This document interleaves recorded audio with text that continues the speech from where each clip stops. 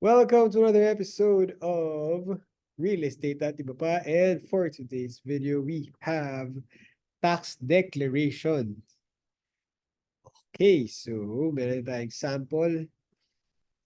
Dive na tayo agad sa dokumentong ito. Ano nga ba ang dokumentong ito? Ang dokumentong ito, alinsunod sa ating local government code, ay ang magiging basehan mo ng taong-taong pagbabayad mo ng amilyar para sa iyong mga real estate property. Okay, ano ba yung real estate property? Meron tayo isang buong video para dyan. Pero para may idea kayo, yan yung mga lupain at mga permanent structures or improvements na nakakabit sa inyong mga lupain. Okay, so dito na tayo sa dokumento. Ano ba makikita natin dito sa tax declaration? Una, makikita natin yung LGU, kung nasaan yung property na yun. So, ito example.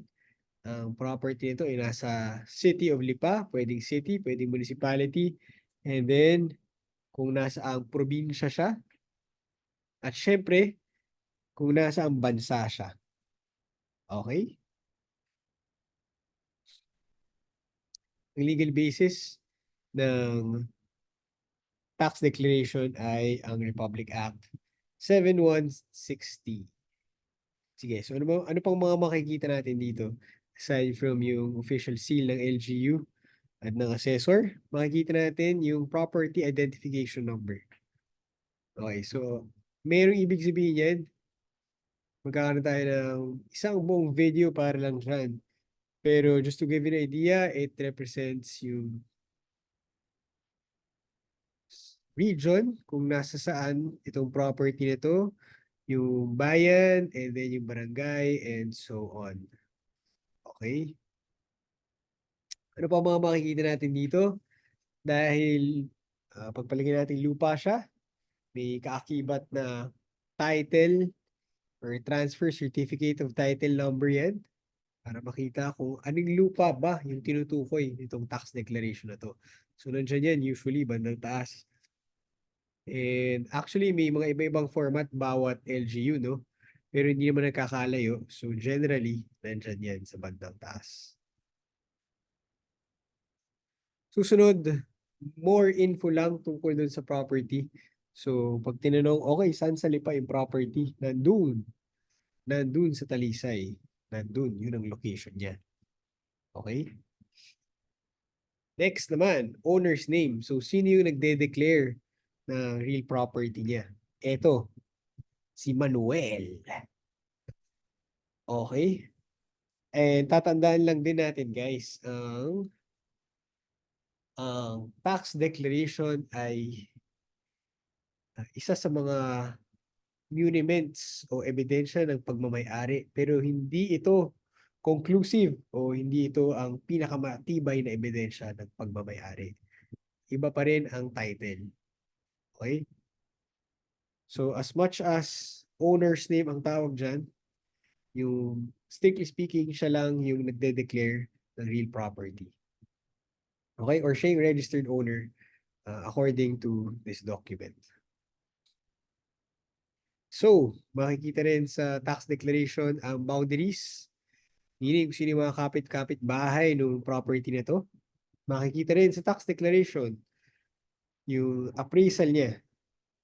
And this is, ang appraisal na to, ang gumagawa nito ay yung city or municipal assessor.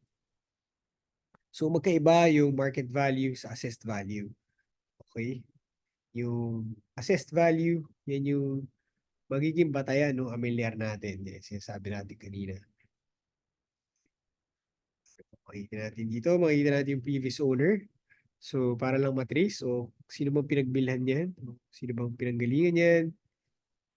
Yung previous assessed value.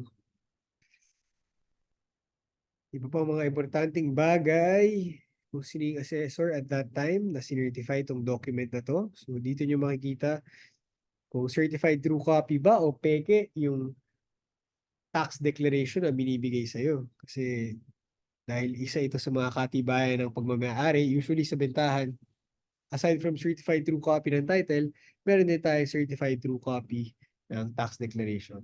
Bilang basis kung match ba or tama ba yung pinagbibilhan natin ng property. Okay, so dito usually merong seal dito. Seal ng LGU. Generally, pag walang seal, hindi yun certified true copy. Meron namang iba, nilalagay lang ng doc stamp. Okay. Tapos, importante yung verification date. So, ang certified true copy ay valid lamang hanggang sa taon na yun. So, katulad nito, 2021 pa siya. So, pagdating ng 2022, expired na to. Kailangan mo nang mag-request ng bago kung meron kang transaksyon na gagamit ng tax declaration. Okay, punta na tayo sa importanteng nilalaman ng tax declaration. Okay, tax declaration nga is, sabi natin kanina, yan ay basihan basihan ng amilyar. So, saan naman dyan? Saan nakasulat kung ano yung amilyar mo dyan? Ang tinitignan dyan ay yung assessed value. Yung assessed value, ang pagbabasihan naman yan ay yung land area mo, kung gaano kalaki yung lote. At ang magiging factor niyan or ang magiging assessment level, kumbaga, ay nagdedepende kung ang lupain mo ay residential, agricultural, industrial, institutional, at iba pa. Magkakaroon tayo ng separate na video para dyan dahil masyadong mabusisi yan. Pero ang magiging basihan basically ay ang actual use. Kung ano yung gamit sa kanya sa ngayon. So pupuntahan niya ng mga assessors, mga officer nila, titignan, mag-actual inspection dun sa property. Titignan, uy, yung parte ng lupa mo, residential. Pero karamihan, agricultural. Diba? So, kaya nila nararating yung mga assessment value na yan and yung assessed value. Okay? So, eto na, meron na tayo assessed value. So, magkano ngayon ang babayaran? Magkano yung real property tax due mo for this year? Ang real property tax due mo ay tumataginting na 2% or actually a maximum of 2% ng total assessed value, and yan ay magiging due on a yearly basis, again alinsunod sa ating local government code. Okay, so yung 2% maximum yun. So discretion ng mga local government unit kung bababaan nila yun o hindi. Pero generally 2% lang yan. Okay, so yun ang ating unang sample ng tax declaration. Punta tayo sa susunod nating tax declaration. Okay, so dito naman susunod ng tax declaration na to, makita natin dalawa yung may-ari, si Christina at saka si Amanda. Yun lang yung pinagkaiba, same. So boundaries, mga kapitbahay, market value and assessed value. So ito naman buo siya agricultural lang lahat. And again, kung kukumpitin ng tax due, 2% of the total assessed value. Tapos, makita nyo dito, may mga annotation, parang mga notes lang tungkol sa property. Tulad nito, parang specify lang niya. Ang actual use, alam naman natin na agricultural. Pero, isinasaad pa niya dito na agricultural siya for dahil ito ay may mga coconut at may mga coffee land. Okay? Punta tayo sa susunod nating sample. Okay. Very much the same. So makikita nyo dito yung mga annotations. And punta tayo sa last natin na example. Okay, so isa na naman. Ito naman, iba naman yung province. So makikita natin, mapapansin natin na hindi sila identical in format. Nag-iiba talaga. Ayun, no? Wala nga yung Republic of the Philippines. Actually. But anyway, ayan, nakasulat dyan kung ano yung province and municipality. Ayan, bayan ng Pinilla. Okay, so balik tayo yung mga importanteng information. Meron tayong PIN, property identification number, meron tayong tax deck number,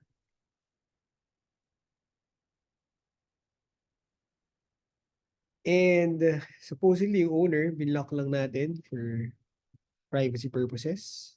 Address ng owner. Iba yung address ng owner sa location ng property, ha? So location ng property, yan yung kung nasaan mismo yung parsela ng lupa na tinutukoy or yung property or yung improvement. While yung address naman is yung kung saan nakatira yung owner. Tulad sa kabila, naka-identify kung ano yung kamatch niya or corresponding title or transfer certificate of title.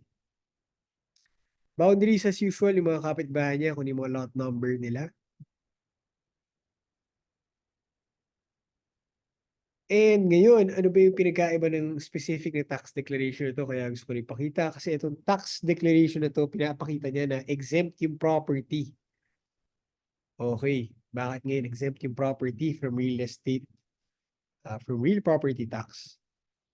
Kasi yung actual use niya is that it is exclusively used for religious activities. Katulad ng isang kumbento o monasteryo. Okay? So dahil dyan, hindi na siya nagbabayad kahit 1% nito. So, ano pang importanteng bagay dito? Makikita natin na yung tax declaration na to ay nanggaling sa 5 tax declaration. Dahil dito rin sa memoranda nakasulat na nag-request sila ng consolidation, meaning pinag-isa yung 5 tax declaration. Okay, so marami na tayong natutunan for tax declaration. Siguro pinaka-disclaimer na lang, balikan natin ito. Ang disclaimer sa bawat tax declaration. Ang tax declaration ay para sa real property tax purposes lamang at hindi siya